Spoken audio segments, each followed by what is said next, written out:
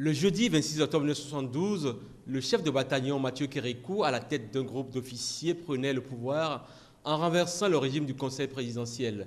Justin Tometi Aomadegbe, qui venait d'accéder au pouvoir le 7 mai 1972, après Hubert Koutoukoumaga, devait se rendre à l'évidence du énième retour des militaires sur la scène politique.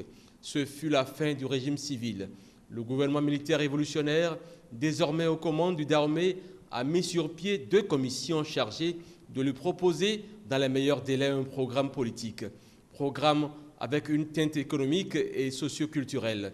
Un mois après son accession au pouvoir, Mathieu Kérékou, le jeudi 30 novembre 1972, à la salle du peuple du palais de la présidence, archi-comble, devait présenter à la nation une déclaration radiodiffusée.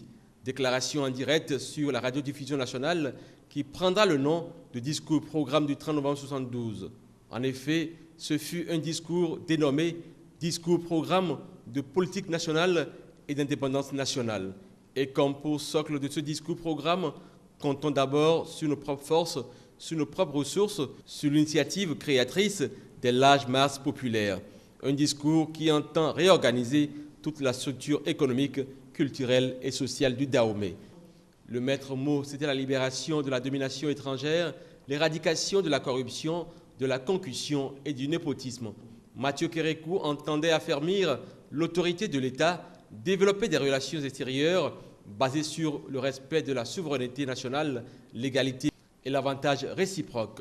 2 ans après le discours programme du 30 novembre 1972, le gouvernement militaire révolutionnaire devait ensuite faire une option politique, ce qui fut fait le samedi 30 novembre 1974. Le JMR opta pour le socialisme scientifique comme voie de développement et le marxisme-léninisme comme guide philosophique.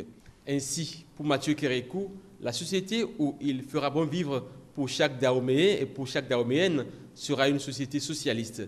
Mieux, une société qui s'oppose à l'exploitation de l'homme par l'homme, mais également à l'idéologie coloniale et néocoloniale. Et puis, le dimanche 30 novembre 1975, soit 1 an après, mais cette fois-ci depuis la place de l'indépendance à Cotonou, le président Mathieu Kérékou prend de court tous les Dahoméens et annonce le changement du nom Dahomey et la naissance de la République populaire du Bénin. La création du parti unique d'alors, le Parti de la Révolution populaire du Bénin, PRPB, ainsi que le changement des couleurs nationales. Le drapeau tricolore passe le témoin au vert frappé d'une étoile rouge à 5 branches régulières dans l'angle supérieur gauche. Sur le boulevard de la Marina, où l'événement a eu lieu, retentissaient 21 coups de salve suivis d'un défilé militaire et populaire. Ce fut les 3 glorieuses, 30 novembre 1972, 30 novembre 1974 et 30 novembre 1975. Il y a déjà 42 ans, et les Béninois, Dahoméens d'alors, s'en souviennent.